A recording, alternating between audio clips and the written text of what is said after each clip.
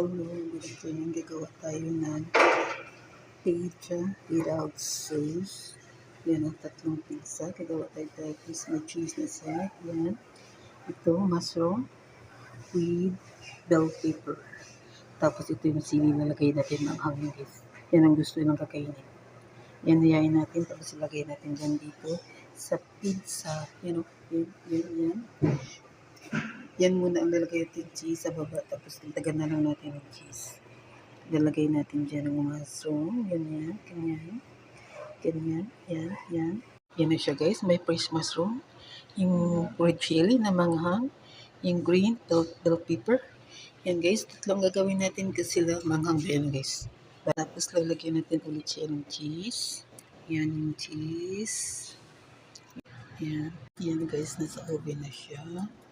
Malapit na natin. It's ready to